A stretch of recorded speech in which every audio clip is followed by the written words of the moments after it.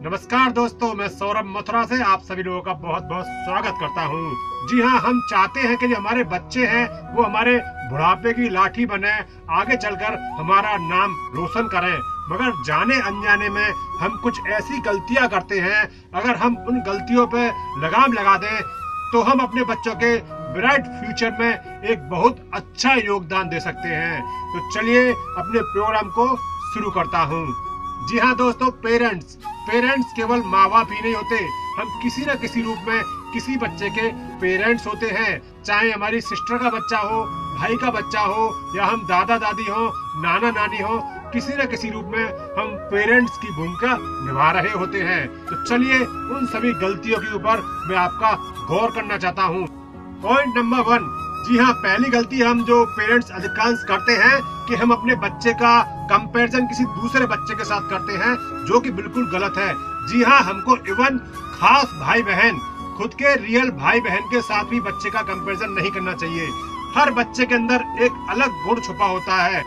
ऐसा करने से बच्चे के अंदर जेलसी और फेलियर की भावना उत्पन्न होती है। बच्चा अपने और उस दूसरे बच्चे के बीच में एक डिफरेंस बनाने लगता है। जी ये बहुत ही गलत सोच और गलत विचार हम अपने बच्चे को देते हैं। ऐसा करने से बच्चा किसी भी टारगेट को हार्ड मानने लगता है और जो दूसरा सामने वाला बच्चा है उसे योग्य समझने लगता है। तो ये गलती हमें बिल्कुल भी नहीं करनी चाहिए। जी हाँ, मैं आपको एक बहुत ही अच्छा एग्जाम्पल देता हूँ। आप सोचिए, अगर आपका बच्चा आपसे आके कहे कि पापा आपकी इनकम इतनी है, आप बाइक से चलते हो, और मेरे फ्रेंड्स के फादर के पास 4-4 गाड़ियां हैं, आपके पास इतना पैसा क्यों नहीं है। अगर बच्चा आपसे ऐसा कहे तो इसी तरह से आपको भी बच्चे के साथ ऐसा कोई व्यवहार नहीं करना चाहिए। ये बच्चे की प्रोग्रेस पे नेगेटिव असर डालता है। चलते हैं दूसरी गलती की ओर। यह दूसरी गलती ये एक मेरी सभी पेरेंट्स को चेतावनी है। जी हाँ, कभी भी आप अपने बच्चों के ऊपर हाथ ना उठाएं, और स्पेशली जब बच्चा अपने फ्रेंड सर्कल में हो या किसी और बच्चों के बीच में हो। इससे आपका बच्चा बहुत ही ज्यादा असहज महसूस करने लग सकता है। जी हाँ, बच्चों के अंदर सेल्फ रेस्पेक्ट होती है। बच्चे बचपन से ही अपनी सेल्फ रेस्पेक्ट को बिल्ड करने लग जाते हैं। अगर हम ऐसी कोई हरकत करते हैं उससे उनकी सेल्फ रेस्पेक्ट चकनाचूर हो जाती है। जी हाँ, कोई भी बच्चा होता है, छोटा बच्चा अपने माँ बाप को अपनी लाइफ का शुरुआत में रियल हीरो मानता है। उसके मम्मी पापा ही उसकी लाइफ में रियल हीरो होते हैं। हर बच्चे को आशा होती है कि कितनी भी कठिन परिस्थिति आ जाए, उसके मम्मी पापा उसको हर परिस्थिति से बाहर निकालने में सक्षम है। मगर हम जब ऐसी कोई हरकत करते हैं तो वो बच्चे के दिल को पूरी तरह से ठेस पहुंचा देती है, और हमारा बच्चा उससे मेंटली बहुत हद तक कमजोर होता है, और ये उसके सेल्फ रेस्पेक्ट और हमारे लिए उसके बिलीव को बहुत हद तक तोड़ देता है।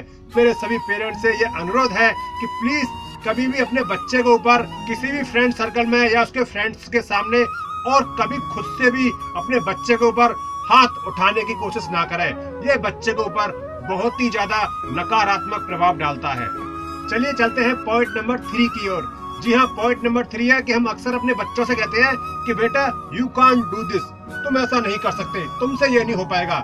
जी हाँ, ये वर्ड अपने बच्चों से कभी भी यूज नहीं करना चाहिए। ये वर्ड बच्चे के सेल्फ कॉन्फिडेंस को पूरी तरह से हिला के रख देता है। किसी भी बच्चे के लाइफ में आगे बढ़ने के लिए सेल्फ कॉन्फिडेंस और सेल्फ रेस्पेक्ट का एक बहुत बड़ा योगदान होता है। और ये सभी वर्ड कि बच्चा तुझसे ऐसा नहीं हो पाएगा, यू कैन डू दिस, इस तरह के वर्ड बच्चे के सेल्फ कॉन्फिडेंस को हिला देते हैं। जी हाँ, मैं आपको एक बेस्ट एग्जांपल के तौर पर समझाऊंगा कि आपको इस तरीके से ना बोल के बच्चे को इस तरीके से समझाएं तो बच्चा बहुत ही अच्छी तरीके से समझेगा।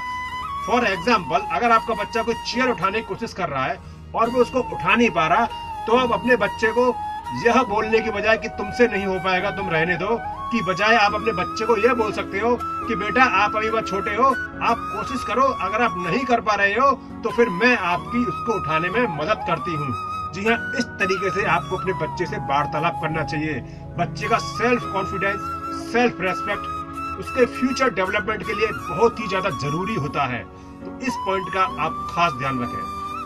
अधिकांश मम्मियां जो मदर्स होती हैं वो बच्चे को बोलती हैं कि बेटा पापा को आने दे, जब तुझे बताऊंगी, तेरी गलती को जब बताऊंगी पापा को आने दे। जी हाँ, इस तरह का व्यवहार अधिकांश लेडियां करती हैं और जो कि बहुत ही ज्यादा गलत है। हमको इस व्यवहार को, इस वर्ड को भी चेंज करना चाहिए। जी हाँ, ये बच्चे के अंदर चिंता और डर को बढ़ा देता है। बच्चे के अंदर एक फियर डेवलप होने लगता है कि पता नहीं पापा आएंगे तो क्या करेंगे, क्या होगा। जी हाँ, ये बच्चे के विकास के लिए बहुत ही ज्यादा बाधक होता है। अगर बच्चा कोई गलती करता है तो अपने अंदर इतनी ताकत रखें कि उस गलती को आप खुद से भी रिजॉल्व कर सकें। और अगर आप उस गलती को किसी कारण से रिजॉल्व नहीं कर पा रही हैं और बताना बहुत ही ज्यादा जरूरी है तो बताएं, मगर एक तरीके से, एक वे में बताएं। वो वे किस तरीके से होना चाहिए? आपको अपने बच्चे से बोलना चाहिए कि बेटा आपसे ये गलती हुई है, इसके बारे में आप अपने पापा को खुद से जाके बता दो, नहीं तो मैं रीजन देके कि किस रीजन से आपसे ये गलती हुई है आपके पापा को आपके साथ बता देती हूँ। इस तरीके से फ्रेंडली वे में बच्चे के ऊपर, आपके ऊपर विश्वास होना चाहिए। अगर कोई गलती उसने की है उसके अंदर, खुद के अंदर एहसास होना चाहिए, न कि कोई डर और चिंता उसके अंदर होनी चाहिए कि अब पता नहीं क्या होगा। गलती को बच्चा खुद समझेगा तो उसको खुद से छोड़ेगा भी। पॉइंट नंबर 5, अपने बच्चे के साथ जितना ज्यादा हो सके फ्रेंडली रहो। किस तरीके से? एक एग्जांपल देता हूँ। फॉर एग्जांपल, आपके बच्चे की उम्र लगभग 8 इयर्स है और आप उसके साथ टीवी पर क्रिकेट मैच देख रहे हो और इंडिया उस मैच में बहुत अच्छे रनों से जीत जाती है। इस बात की खुशी बनाने के लिए आपका बच्चा बैट पर तेज तेज उछलने लगता है। तो आपको अपने बच्चे से यह नहीं बोलना चाहिए कि तुम बहुत बड़े हो, इस तरह के काम मत करो, बल्कि आपको खुद भी इसके साथ उछल के उसकी खुशी में उसका साथ देना चाहिए। जी हाँ, ये फ्रेंडली नेचर आपको भी अपनाना चाहिए। आपको भी उसकी हर खुशी में उसी तरह से साथ देना चाहिए जिस तरह से आप बुढ़ापे में हर कदम पर उसका साथ चाहते हो। जी हाँ, तो मैं आशा करता हूँ कि मेरे सभी दर्शकों ने इन बातों से कुछ न कुछ सीखा होगा। आगे चलकर वो अपने व्यवहार में अगर इस तरह की गलती करते थे तो जरूर बदलाव लेके आएंगे। इसी के साथ मैं सौरभ मथुरा से आप सभी का हार्दिक अभिनंदन करता हूँ। जय हिंद, जय भारत, वंदे मातरम। मेरा आज का lockdown dinner: eat healthy, stay at home, fight with corona. जय हिंद।